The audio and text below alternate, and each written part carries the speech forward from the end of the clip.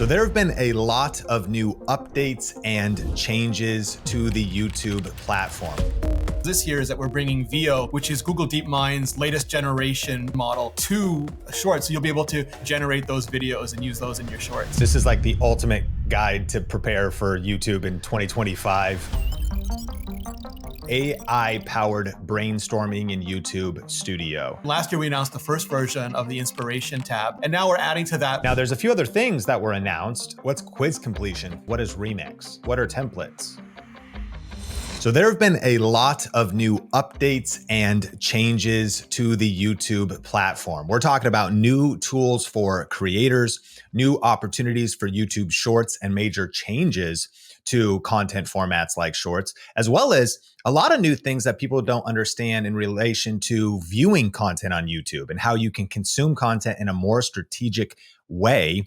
And so in this episode of the Think Media podcast, I'm joined by Rene Ritchie, who's also the YouTube liaison and is a YouTube expert. He's grown multiple channels himself, including one channel to over 300,000 subscribers, is very deep on the algorithm and what's happening at YouTube, and cares deeply about helping creators like us succeed on the platform. And so this is a great episode to lock in, to get in the know of all the things you need to know for crushing YouTube in 2025 and beyond. Rene, welcome back to the podcast. Thank you. It's so great to be here. So let's dive straight into these new features. There was a big event at YouTube. These features have been rolling out, but there's probably some new information that people haven't heard yet in relation to maybe some timelines. And I know some things are progressive. And I kind of want to kick it right off with this thing called hype. Hype is like a new way for creators that are trying to get discovered and grow their channels to get discovered. Can you break down what that is and when will it be available? Sure. So Hype is actually in testing right now. It's in 3 countries, I think Brazil,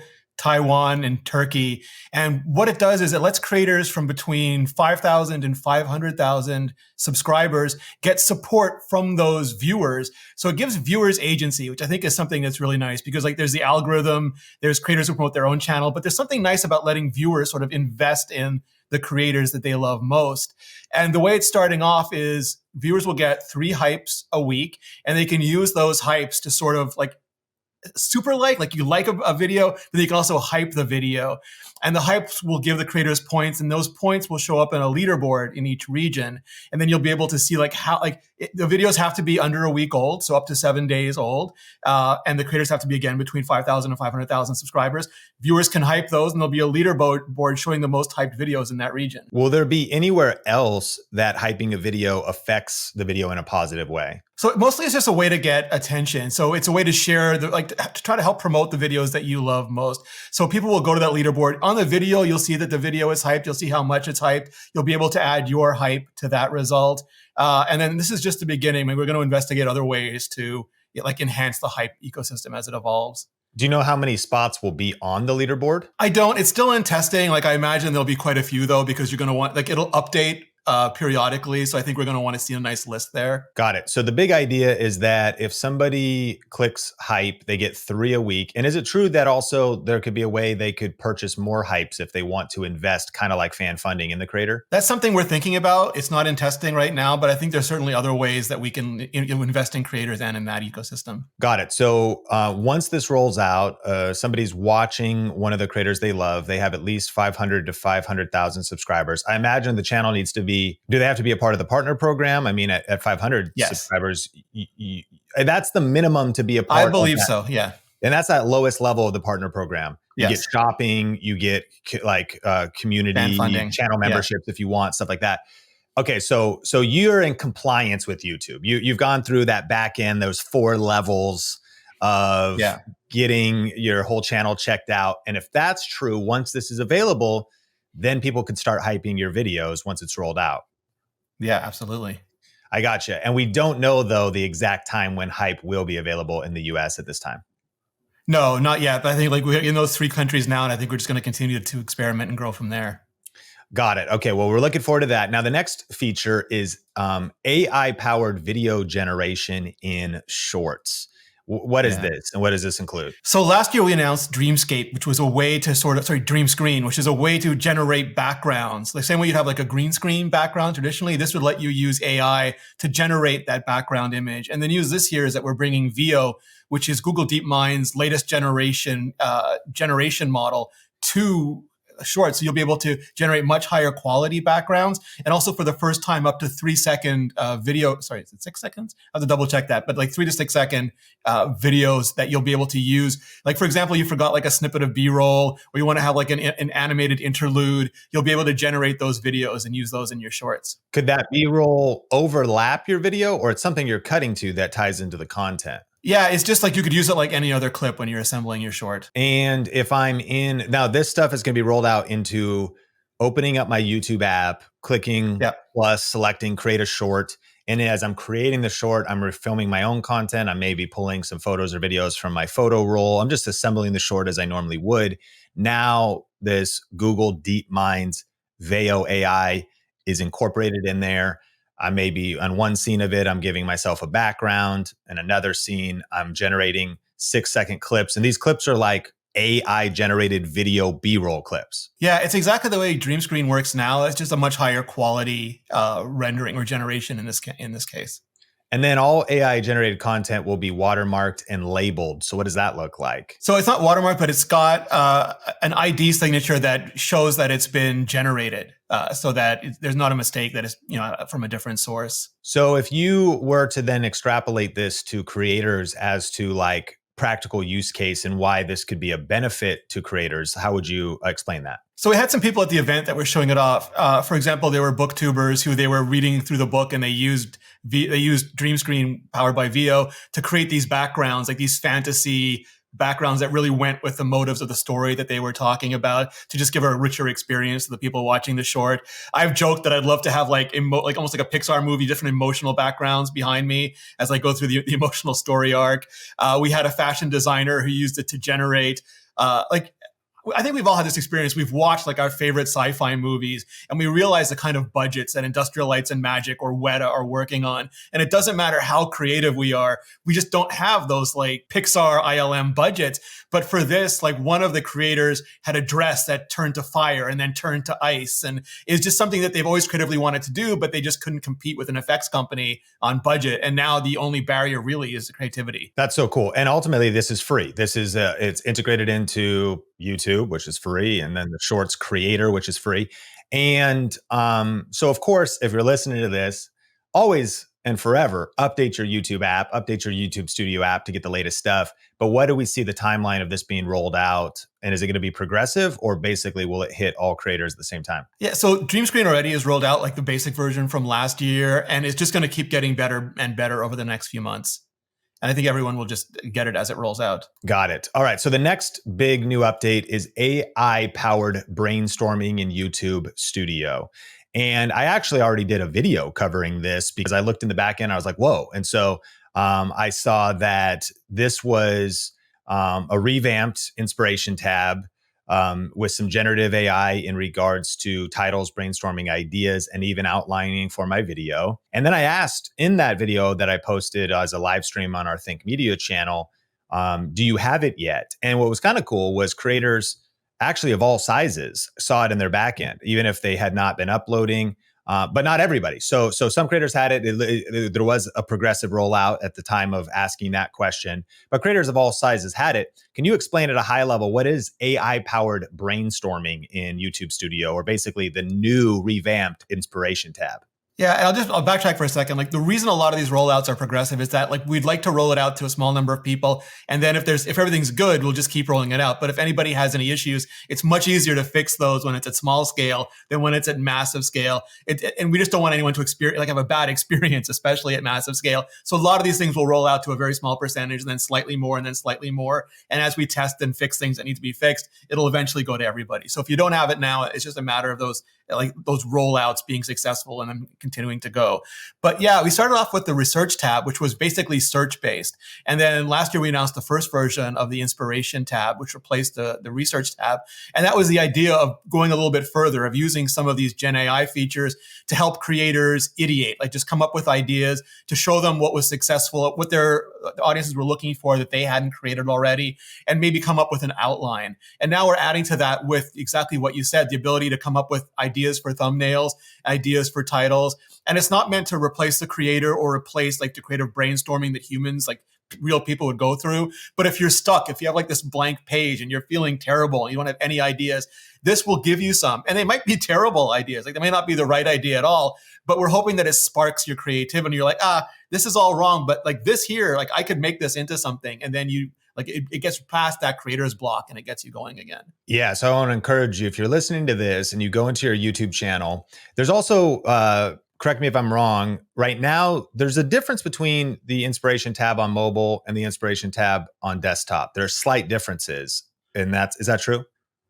Yeah, usually we'll roll out something on one OS or on web versus mobile first, either because that's where most people are using it and that's where we think it'll be most helpful first. But also, again, it lets us get things right before we roll it out across platforms. So you might see differences in different features and different times on those different platforms. Gotcha. So if you're listening to this, podcast, you want to check this out.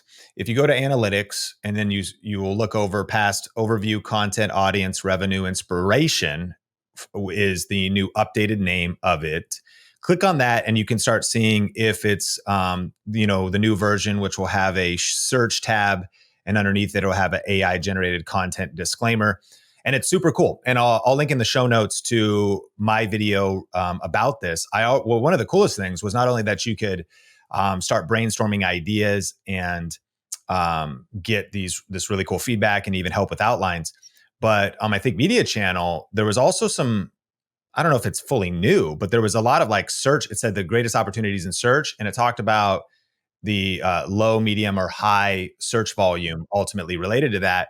And I think what's so powerful about that is obviously Alphabet owns Google and YouTube. And you just know that the data you're getting is all kind of from the same place. There's cool keyword research tools out there. There's so many great tools out there, but it's coming directly from YouTube. So diving into this tool, I think, can give creators an unfair advantage in 2025. Yeah, or a fair advantage, depending on whether you see it as leveling the playing field. Yeah, that's a great point. A fair advantage. And so amazing. Okay, so the next one is a couple of things, but it's under this category of enhanced community features.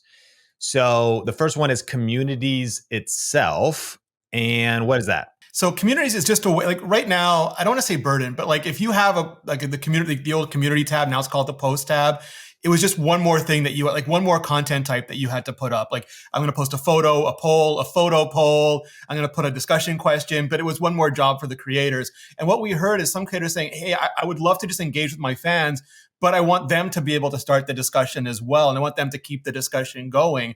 And so what communities let you do is you, like the creator, can start either text or photo post, but also subscribers can start them. So they could come and say like, this is my, like, you're a travel creator. I went to the city that you went to, and here's my experience in that city. Or they could dive deep onto the lore of the channel. If you're a channel that does a lot of theory and a lot of lore, maybe they want to bring up something that they've noticed about the lore. So it's just a way for the people who care most about the subjects that you care about, that care most about you as a channel and a creator, to sort of share that love with the people who also appreciate it. And so my notes say that expanding access to this is happening in 2025. And so right now, what you're describing is you could go to somebody else's community tab post or their one of the channels you follow, and you can post on it.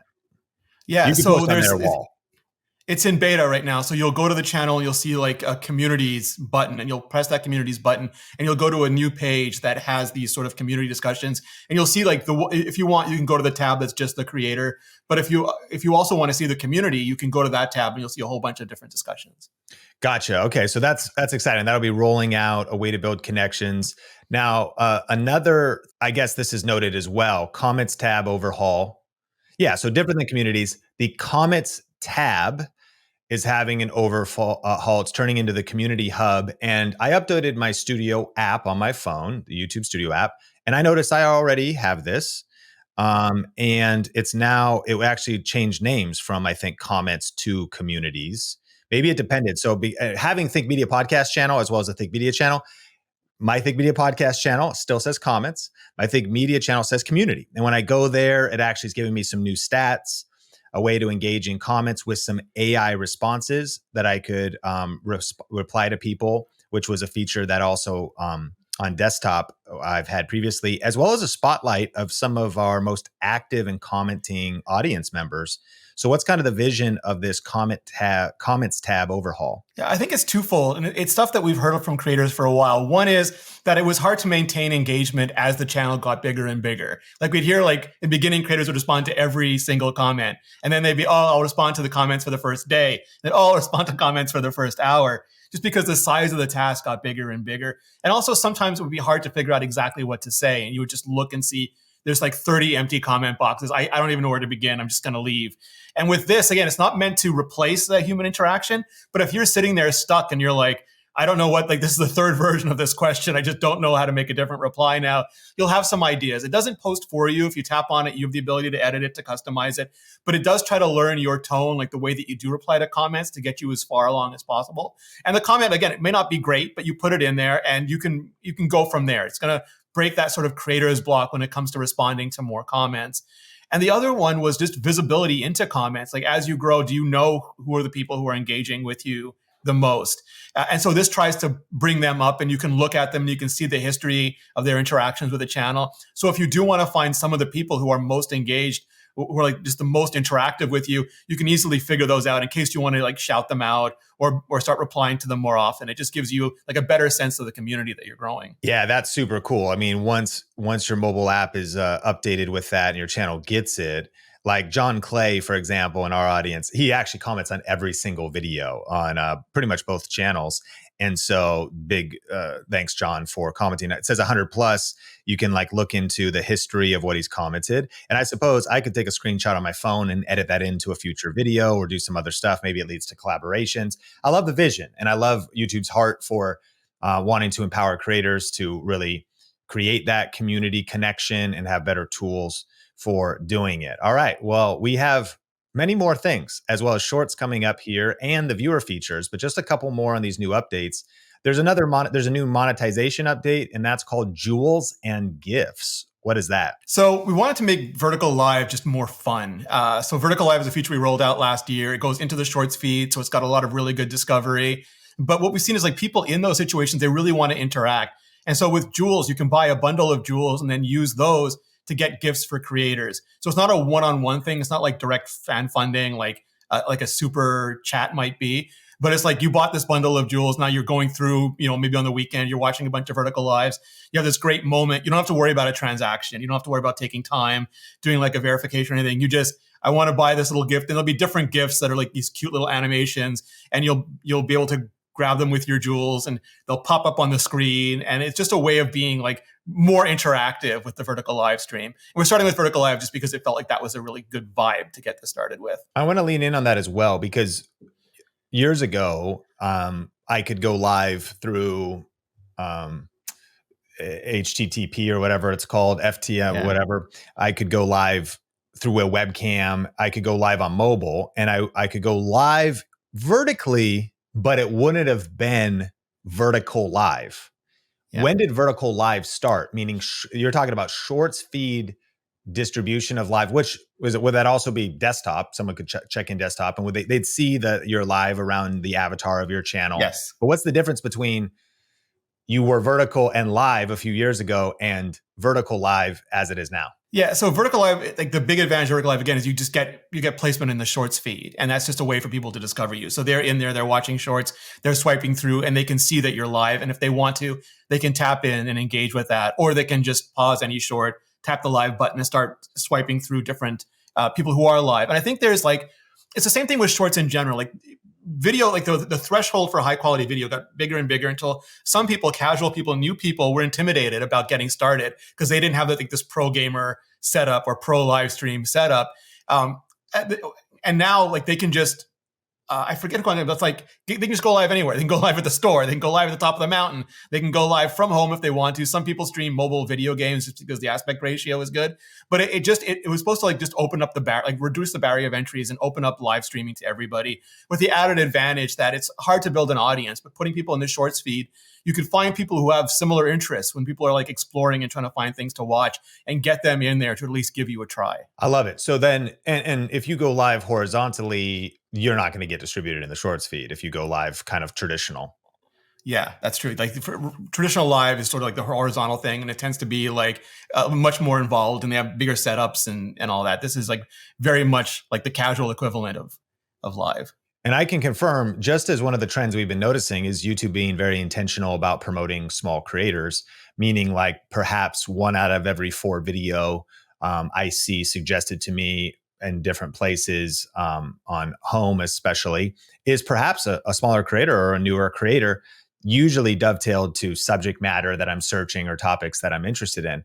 As I'm also swiping on my shorts feed, I have been seeing people that I do not know or do not follow getting a chance with vertical live. And so I'm just consuming shorts, and then I see somebody doing a vertical live. And in many cases, it's held me for a few seconds and very well could lead to a relationship and somebody I want to go and dig into further. So we talked about jewels and gifts, but that is something that you might want to look into as well, is experimenting with going live using your smartphone and that opportunity to be distributed into the shorts feed. There's one little thing here that is expanded YouTube shopping, meaning that YouTube shopping is going to be expanded into Indonesia, Thailand, and Vietnam. Yeah. Is there anything else related to YouTube shopping? I will say this, we've gotten excited about it at Think Media, more so than in the past, I think, because we started seeing the opportunity as we talk about tech.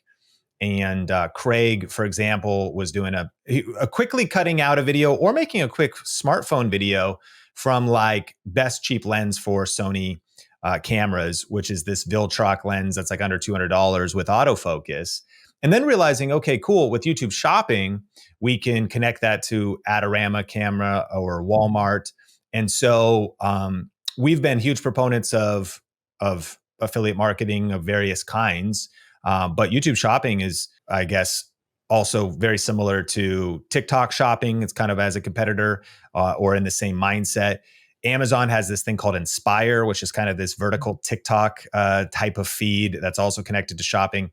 So all I'm saying is that I really see this as not only, I'm sure it's crushing for YouTube depending on the niche, but I see it as an emerging frontier and something creators could be taking more seriously and thinking about how it applies to them in 2025. But anything else, in response to some of my thoughts here and beyond, how it's going to get expanded to more countries around the world? No, I think like the expansion was the news there, but I think you nailed it. It's like there's just so much out there, and there's so much noise.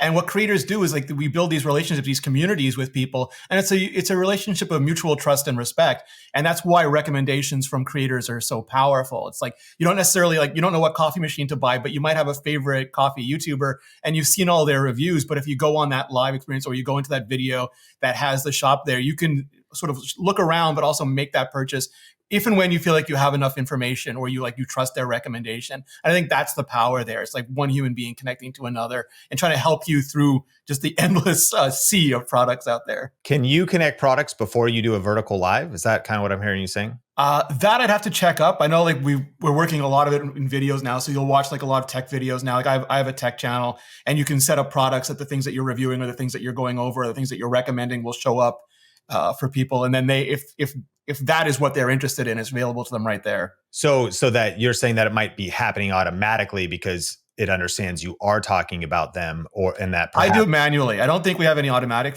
I can double check that as well, but I'm still doing it manually on my channel. You're doing it manually though while you're live, as opposed to before you press go live? I'm not talking about live. Sorry, I'm talking about videos. Gotcha. Like regular videos. Yeah, that's interesting. So I do wonder, I could see that evolution. That reminds me of Amazon Live in a lot of ways, where oftentimes creators might plan out the 20 products they're doing, especially around Black Friday or something, and then those are all linked underneath it. So bottom line is, I think something to consider and pay attention to. We're talking about new features, opportunities, and I know our community also loves affiliate marketing. And so I think thinking about how that could relate to you and how you could serve people, help people, and create a win-win-win for helping people find cool stuff that they would love. And then also improved TV experience. So creators can organize content into seasons and episodes for better TV viewing. And then there's a few other things happening here. What's happening with TV? Yeah, I think what we're seeing is, like, some people are talking a lot about shorts and about shorter form videos, but we're also seeing people really like the experience of being at home. Like maybe you're driving, you're listening to a podcast, you get home, you go inside, you're going to start cooking or doing some housework, and you just switch it to your TV and suddenly it's a video podcast because people enjoy seeing other people. Or they're watching, like they're waiting for like this big epic documentary that went up or this big challenge video, and they want to watch it on the big screen, maybe with their family, with their friends, a shared experience. And so we're seeing like these longer videos really doing well there. But like anything, like sometimes people don't want to actually have, like, it's one thing if you're on your phone and you can just keep switching videos, but if you're sitting there in the living room or you were cooking or you're working, you probably want to put something on and just enjoy it. And if that's a long video, that's fine. But maybe that's also a series of videos where you watch somebody testing like every burger and then every chicken burger and then every, like whatever it is, they can package things up into these seasons, these episodes, so that if you want to, you could just watch it like you would a television show. Yeah, it's very interesting. Now, it seems like it leans in the way even the user interface and kind of user experience makes it feel kind of more like Netflix, and maybe kind of having that that TV screen, of course, experience as you'd click through content. But could you also see education creators leveraging this, and perhaps people that are breaking down similar to our content, and video podcasters maybe using this? Certainly podcasters that are maybe doing true crime or entertainment types of episodes.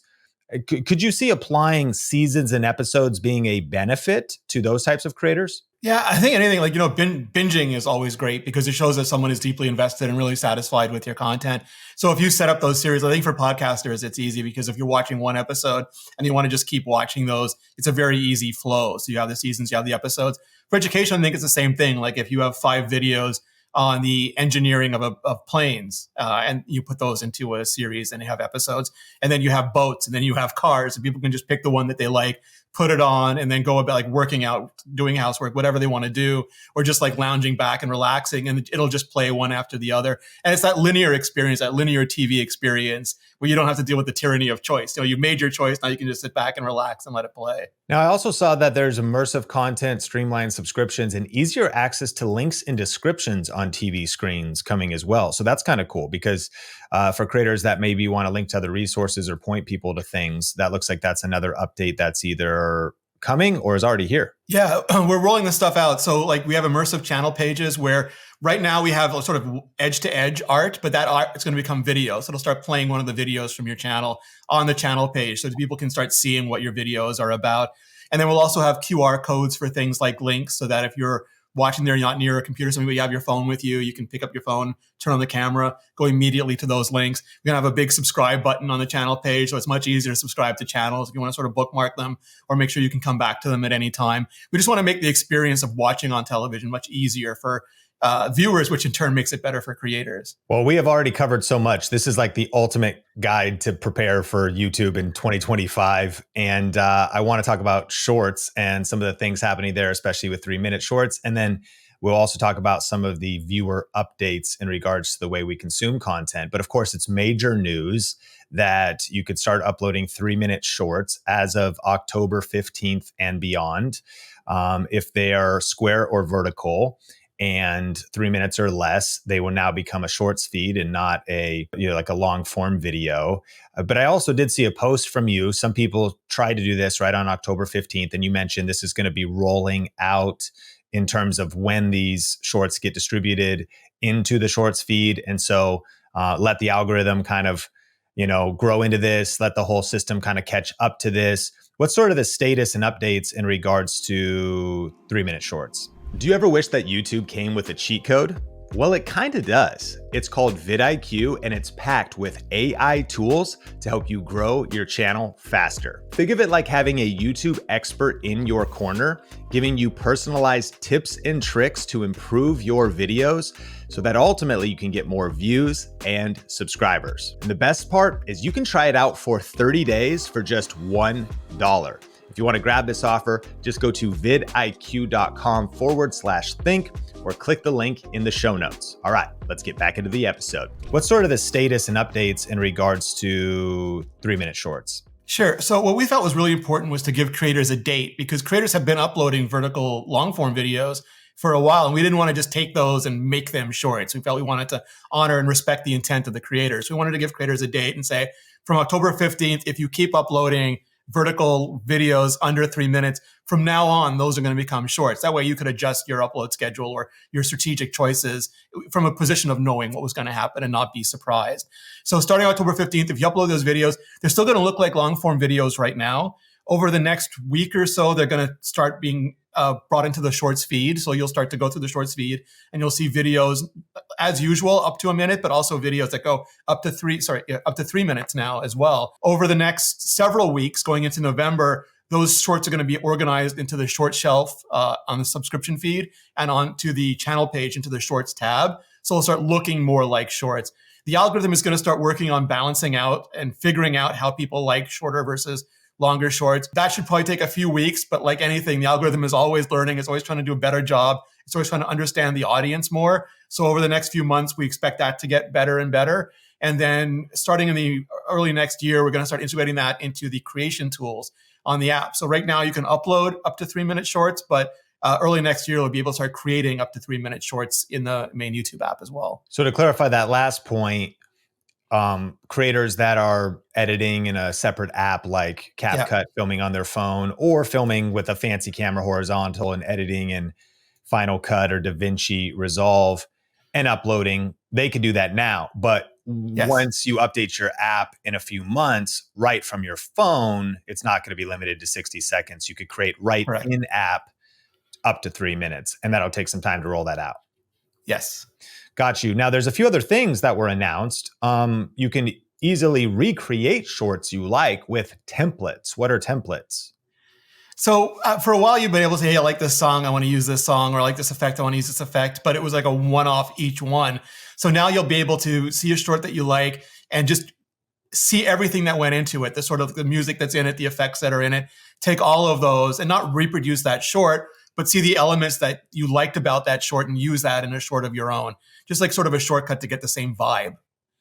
I got you. And then I think Remix has been around for a while, but you'll be able to remix clips from your favorite YouTube videos. What is Remix? Remix is like, you see a short you like, you press that button, you'll be able to, like you've been able to for a while, green screen that or do a stitch with that short. So you'll be able to like have a few seconds of that short play, then switch to you with your reaction, or do side by side. So you can have, you can be looking at a short and commenting on it, or a long form video commenting on it at the same time. So it's just a way to sort of be more communal, because like the knock on shorts is always like they have tremendous reach, but not a lot of community. But I think features like this and features like Reply with Short let you bring a lot of community into the shorts ecosystem. And hit what Reply with Shorts is as well, because I think that's kind of an underrated feature for some that don't realize someone can ask a comment, as they often do on your channel. You can reply with a short, leveraging the fact that it could be a very cool comment that would make a great response that other people are thinking. And then you're essentially turning that into a short that now exists on your short feed, correct? Yeah, it goes into the comments in line so people can see it there if they're looking at the comments, and it goes into the short feed as well. And there are some channels that basically just do that. Like they'll say a strong opinion about a TV show or a movie, then someone will comment and they'll reply with a short, then there'll be a comment on that, they'll reply with another short. And you have these extended conversations over dozens of shorts, like about some fan community or issue or area of interest. So you can also reply with a short on a long form video, or reply to a comment on a short with a short. Yes. Yeah, I love that feature. It's one of my favorites. And then ultimately, we would guess that right now you couldn't reply to a short for 3 minutes, but in a few months you probably could. I can double check that, but like, because you can also upload, you don't have to generate the short inside the camera. You can upload. So the uploader might let you do up to 3 minutes already. Interesting. Okay. So not only that gets even more interesting, that like, oh man, I got 60 seconds, which was kind of a nice constraint to have to answer the question, but perhaps you want to do something, high quality in response to that question, or a little bit longer and assemble something. You could maybe do up to 3 minutes. Very interesting where this is all going. There's a few other updates regarding YouTube Shorts. We talked about Google's DeepMind AI already. generating video in regards to backgrounds and B-roll clips, and that will continue to evolve. But there's also a new Shorts trends page on mobile. Is that fully rolled out? I think all of the stuff is rolling out. So some people might have it, but it should come to everybody eventually. And like shorts trends are like a really unique part of the shorts culture. And you see this like there'll be a new song and a new dance, and you see it once, and then suddenly you see it 10 times and then 20 times. It doesn't last for that long. Like some of them go longer than others, but there are these brief moments or these protracted moments of, someone said something funny or a movie clip. There was like a great movie scene and people just start overdubbing and redubbing it. And it's a way to, especially if you're not sure what to do, you want to create something, you can check out the trends, jump on one of those trends and add yourself to that conversation. Nice. Okay. So that it's gathering trends like, I don't know, everyone's feed's probably a little bit different, but for me, Kendrick Lamar, Not Like Us was like every other short for a while. So obviously spotting a trend like that might be more obvious if you're seeing it, but this could expose you to some opportunities that you could jump on. And, I'd encourage listeners, like in a lot of cases, our community is maybe teaching people to do sourdough bread and a lot of education channels, right? And not necessarily as much dancing or something like that.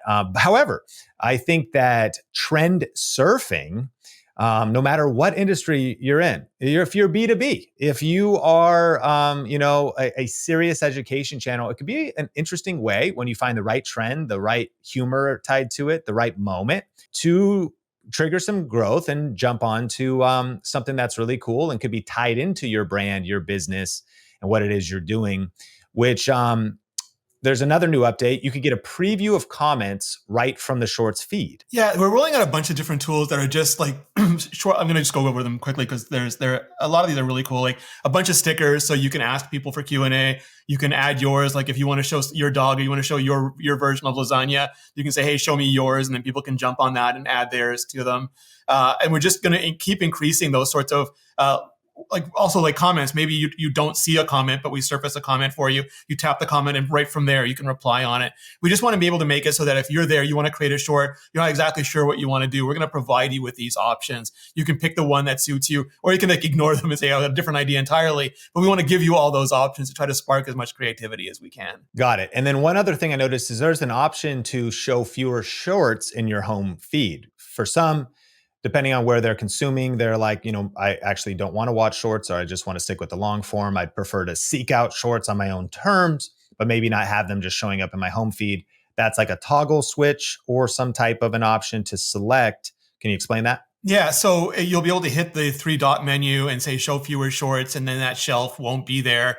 It'll come back eventually because one of the problems is people forget they turn things off and then they wonder where it happened. Like, hey, where'd my shorts go? So we want to make sure like you can do it as often as you want to do it, but every time you do it, it'll just remove those shorts from your homepage for a while, so you can look at whatever else you want to, like your long forms or your lives or your podcasts or whatever it is.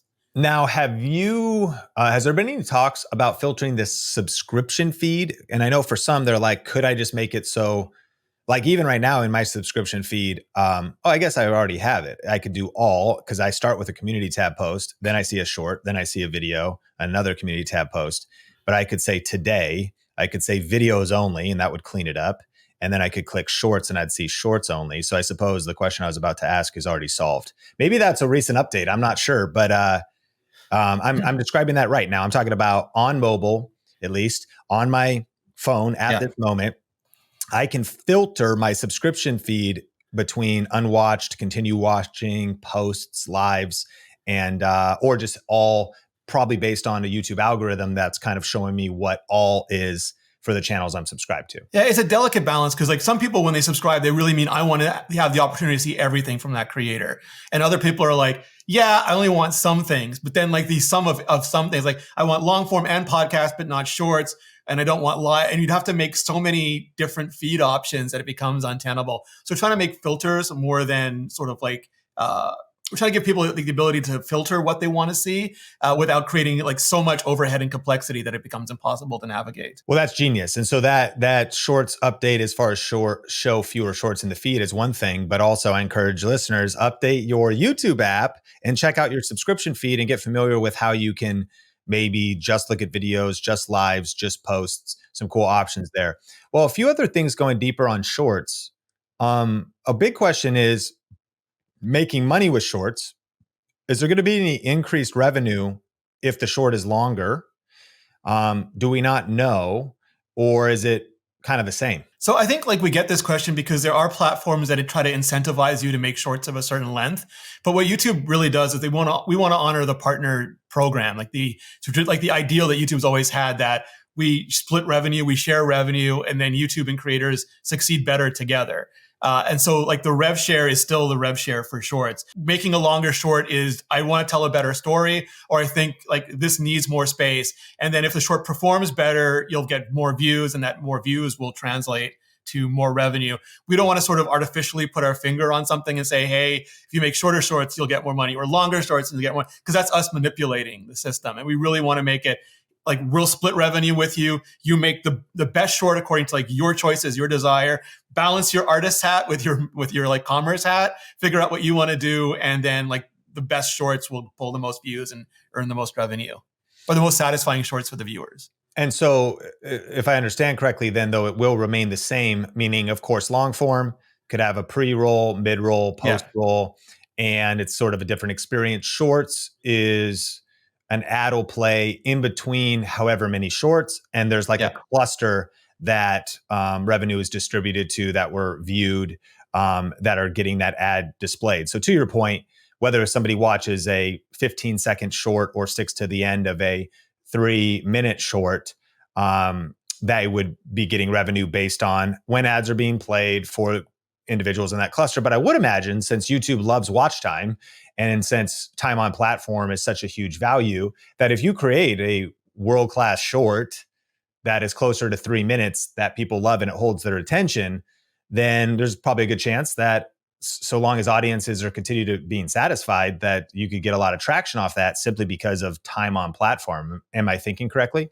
I think that with shorts in particular, because you can be so short, we wouldn't want to disincentivize people from making, like, if someone said like, this is the best idea I have, and it's a 15-second short, like it's an incredible punchline that just delights everybody, we wouldn't want to disincentivize that either. So I think like we're going to look at shorts. My understanding is we're going to look at shorts a little differently than we look at long form, and make sure that shorts of all lengths have opportunities to really succeed. That's interesting. And ultimately, though, there's a swipe away rate, so that's going to matter no matter what the length. And then there's perhaps not just average view duration, maybe average percentage viewed, because a 15-second and looping 15-second, and maybe there's actually many shorts. Sometimes I'm getting ready and swiping shorts, and I'm like shaving or something, and so I'm like, well, I just watched that 6 times, not even because I liked it. I just did, my hand was tied up. But then there's other times when there's the short's funny. I got to watch it again. Legitimately, I'm like, that gets 2-3 plays. So that's interesting. So, okay, algorithmically, of course, YouTube will continue to evolve there. Now, one of the big questions coming in, and some of these are from a community tab post we did in preparation for me talking to you, was, any copyright issues based on the difference of 1 minute to 3 minute. What I've heard is, music rights is its own interesting dynamic that YouTube has brought so much evolution to, and there's partnerships. And so being able to use, I even know when I early started posting shorts, sometimes I could use a song, but I could only use it for 15 seconds. So if I made a 32-second short, the song cut off at 15 seconds. And it was a popular song, though, that YouTube was allowing, probably through the labels and the distribution, for you to use. And I've noticed that at the 1 minute level, there's maybe, especially as it pertains to music, there's a certain level of content that's being created there, and maybe how people are using fair use. If that something's ultimately fair use, I suppose it would not be an issue up to 3 minutes. But there was already some statements from YouTube about there kind of being a difference once you cross that 1 minute mark. Can you kind of break that down? Yeah, I have to preface by saying, like, I'm not a copyright person, so this is my understanding, though, is like the Shorts music library was built for up to one, like the existing Shorts product, and we haven't announced anything around how that's going to work with 3 minute shorts yet. So I think if you want to use a Shorts music library, stick to 1 minute shorts for now, until you hear differently from YouTube. So to put that another way is that sometimes, you can use popular music because it is in the YouTube library, but also this probably has to do with the player itself or the creator itself being updated, because who knows, in 6 months, when the ability to create 3 minute shorts comes from your phone, maybe there's an evolution there in terms of the music library. But another way to put it, and if I remember reading the YouTube blog correctly, if you want to use those trending songs, you're going to be doing that in the Shorts creator as it is now, up to a minute. Yeah. If you want to do a 3-minute short, YouTube recommended there is a library with royalty-free music that anybody can access at any time that will cause you no issues, not only on YouTube, but even on other platforms. It's a very generous permission there. And then you could also try other royalty-free, copyright-free things as you would in any format. And without going too deep here, I mean, another question came in about the reused content policy, which is an interesting thing. And listeners could look that up. It's something that there is statements from YouTube about that kind of goes into, I think the key word they say is transformation. Because people are like, man, how do people use news, or how do they use sports, or how do they use, and like you said, neither of us are going to make any legal statements here because we don't have that expertise, but it's a real thing. I mean, do you have anything to say? And this person was like, how many channels that are clipping out sports clips talking about NBA games, but they don't get a reused content notice? Any thoughts on this reuse content policy? Of course, staying within the bounds of, this is your opinion, maybe. Yeah. So, I mean, I did a video with TK, Thomas Kim, who runs the YouTube Partner Program, specifically on reuse content. So people want to, they can go to Creator Insider and watch that video. And he's way more knowledgeable about this stuff than I am. But I think the crux of it is YouTube wants to reward creativity. Like, it doesn't want to be sort of like, 800 versions of the exact same video being uploaded over and over again. So I would just encourage creators like to be creative, to do that thing, to make something uniquely your own. People worry about like, I got caught for this, but this other person didn't, or I didn't get caught. It's sort of like sports. If you're out of bounds and the ref calls it, you can point out the other player was out of bounds as well. Doesn't mean you're miraculously not going to get called for being out of bounds. It just means if they check the tape, they might find out the other person is out of bounds as well. So I'd always try to, like, as much as possible, adhere to the rules of the road, because like you might not have been, like, you might see other channels that haven't been caught yet. But I wouldn't use that to base your own strategic decisions on. Okay, great insight. And we, in the show notes, will link to the Creator Insider channel if you're not subscribed, essential channel to follow, as well as that specific video if you want to dive a little bit deeper on the reuse content policy.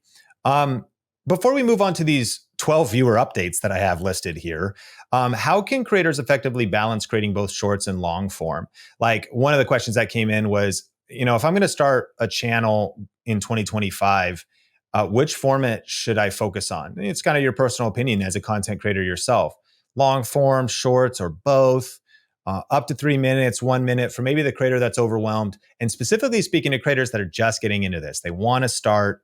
What would your advice for dipping your toes into the YouTube world be? Yeah, it's funny because, again, I've been a creator since 2008. So it was all long form back then. And so I'm just so used to making long form videos. But for the last year, I think I've been making almost exclusively shorts, just because I wanted to get short, like literally short bits of information out. And I kind of love them all. And I love that we live in a time where previously you had to be a big studio. Like, if you're putting out a giant blockbuster movie, you'd have your commercials leading up to it, which are sort of like shorts. And then you might have a red carpet premiere, which is sort of like premiering a video. And then you might like have like that big video drop, and it could be a music video or a movie or something. And then maybe you go live for an interview and you take questions and do Q&A. And then you sort of chop those things up and you put them back into shorts, say, biggest movie in America, or like this great clip from this interview that was happened. And now any creator can do that. Any creator has access to all of those tools to do what effectively took a studio before, but it doesn't mean any creator has to. And I think that's the important part, because we've seen creators say, hey, I started making a bunch of shorts and now my long form video views are down. And we'll go and take a look and say, well, you created 4 long form videos a month up until you started making shorts. Now you're only creating 2 videos, long form videos a month. So because creators don't have endless attention either, like there's an opportunity cost. And maybe each of those long form videos is getting more views than the previous ones, but they're only looking at the top level, at the total views per month and not views per video. So I think like you have to think deeply about what your channel strategy is and what's important to you. And if you want to tell like a really in-depth educational documentary story, maybe start off with long form, test a few shorts to see if you can get like some more interest and the kind of material you're making. But if you just want to do like a lot of quick experimentation, then you can make a ton of shorts and sort of figure out what you really care about and what the audience really vibes with, and not have to do a ton of production to get there. So I think it's important to figure out what works best for you and your audience. Yeah, that's some great advice. And I do love the opportunity that, my perspective is complexity is the enemy of execution. And so trying to get too fancy at the start can keep you stuck and keep you from without publishing. And I love short form content because if you grab your smartphone and you hit record, you can get into the content creation game so fast right now and being less worried. Like you can add on these other formats later and you can make things more complex later, but keep it simple, punch fear in the face, punch perfectionism in the face, press record. And I think start with shorts is a good idea for a lot of people because it'll help you strengthen your content creation skills. And you can then transfer those to longer form later. But it is choose your own adventure. And that's what's really exciting about YouTube. Okay, I'm going to hit these 12 viewer updates. And I might stop and you will go through a little cluster here and you can give me any feedback. But there's some really cool stuff happening in regards to just how we're consuming content. Reminder to update your YouTube app. Number one, there's an improved mini player. So you can resize and move the mini player around by browsing. I already noticed that. It looks a little bit different. Super cool. Number two, collaborative playlists. You can invite friends to contribute to playlists using links or soon QR codes on TV. And number three, custom playlist thumbnails. You can design your own playlist covers with photo, text, and stickers, or use AI to generate one. Let's stick on any of those first three. Collaborative playlists, like what's the vision here? Yeah, I think like there's twofold because we're also going to do voting on playlists as well. So let's say like you're at home and you're having a party. I think like music videos would be the obvious one, but maybe everyone likes to cook or maybe everyone likes comedy and you just queue up a bunch of comedy videos, but then everyone scans a QR code and they add their favorites to it or their favorite cooking like episodes to it. And then people can vote them up and down and that's what's going to play while you have like everyone there watching or everyone there like, cooking or whatever you want to do. And then the voting I think is really interesting because like if you're a tech creator or like someone like you, maybe you've reviewed 5 or 6 cameras that year and you put those in a playlist and you ask your audience to vote on them. And then as part of your end of the year wrap up, you can say, well, I think this is the best camera, but the audience has also voted and their favorite was this review because they've gone through and that one's been the most upvoted in the playlist. I think it just unlocks a bunch of really cool collaborative options for people. I love that. And then custom playlist thumbnails. So you're going to be able to design your own playlist cover. So once you've grouped your videos in a playlist, there's also the power to say like, this is the official playlist, check that box. I think that probably a lot of people listening to this have not thought about playlists or not using them strategically, but you're adding some abilities to kind of give it a packaging with photos, text, and then even to use AI to generate one. But here's kind of a question for you. Do you think playlists are underrated for a lot of creators? Like a lot of creators are not using them strategically or knowing best practices related to using them. And maybe another question is, it sounds like you're investing in playlists a little bit, but have they kind of been forgotten and maybe they're getting remembered by YouTube? Not that they were ever forgotten, but I think creators, how effective is it? That's maybe my question.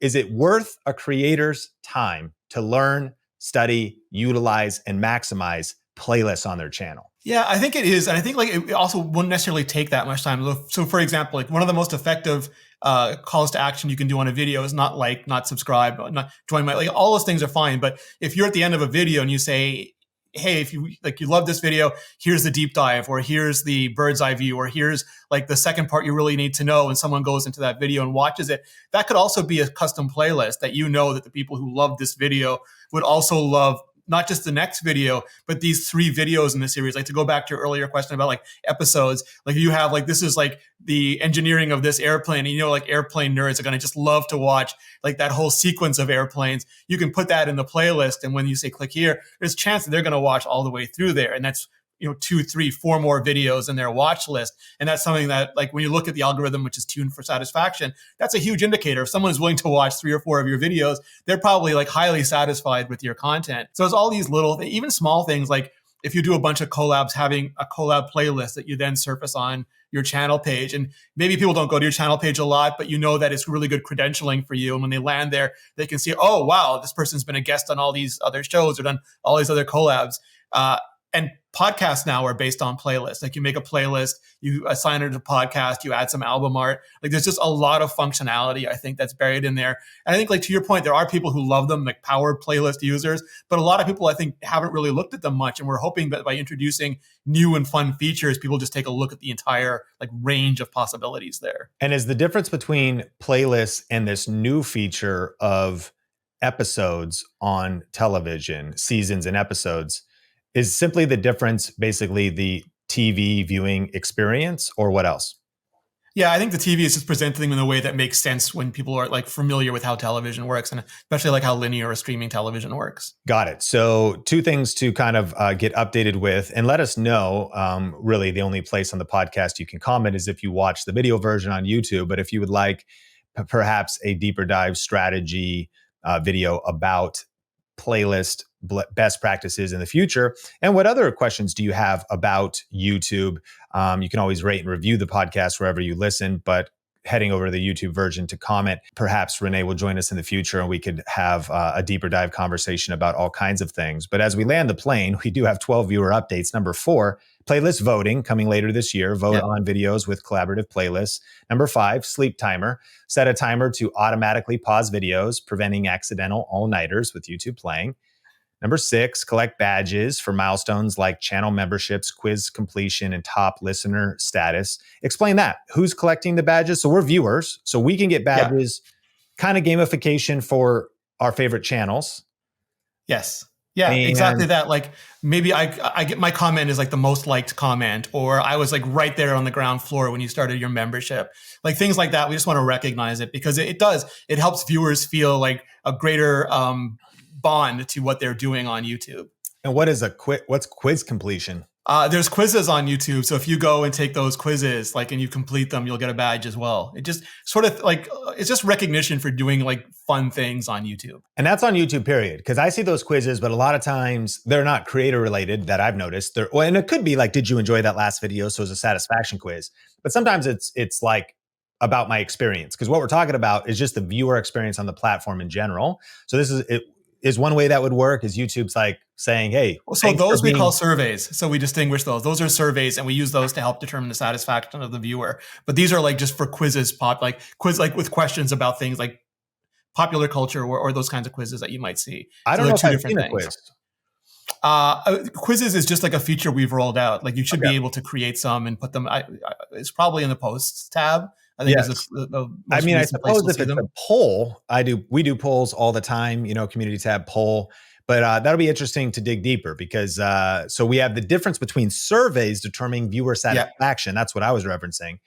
You're talking about quiz completion, could be a community tab and there could be an evolution there to pay attention to. Okay. So that was number 6, YouTube badges. Number 7, a fresher look for TV with a more cinematic feel and new pops of pink. Number 8, new shorts UI on TV, interact with comments and shop without interrupting shorts playback. So we're talking about not just episodes earlier and some other updates to TV, but the user interface for shorts consumption on television is being updated.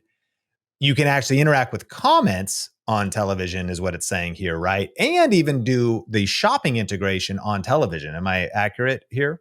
Yeah, I think like you'll be able to see them. Like I think if you want to interact, you're still better off like doing it from your phone or doing it from your computer. But we want to have like sort of a second screen experience. But if you just want to see, sort of like if you just want to see the chat on a live stream, if you just want to see the comments next to the short, you'll be able to pull those up. The short keeps playing. You'll just see the comments along the side. Got you. Okay, number 9, immersive channel pages on TV. Videos will autoplay when visiting a creator's channel on TV. Number 10, fine-tune playback speed.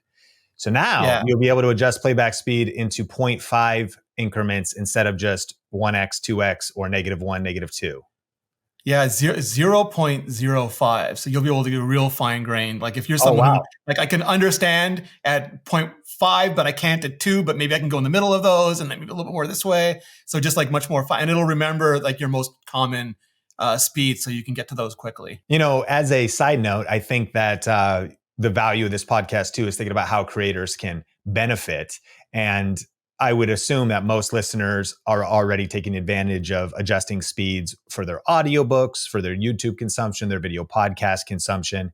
But maybe others haven't thought about this. And I think this could be a great strategy.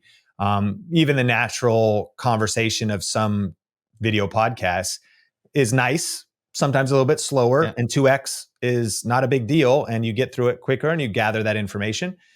Some YouTube videos, 2x takes it too crazy. And so the granular increments is nice depending on the form of the content. And so that's a really cool update that is coming. Number 11, improved landscape browsing. Coming to iOS later, larger thumbnails and text for easier browsing in landscape mode. And then 12, simplified visuals, a cleaner look across YouTube to help users focus on content. Those are all us as viewers consuming content updates.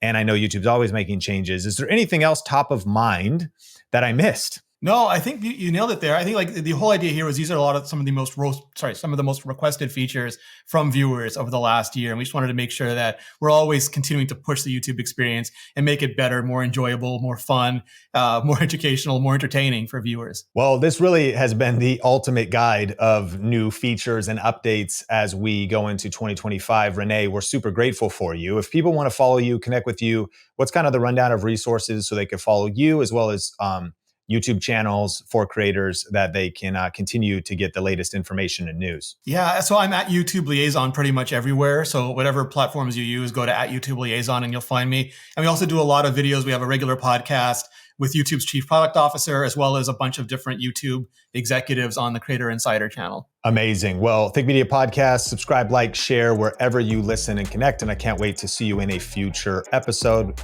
This is Sean Cannell, your guide to building a profitable YouTube channel. And this has been the Think Media Podcast.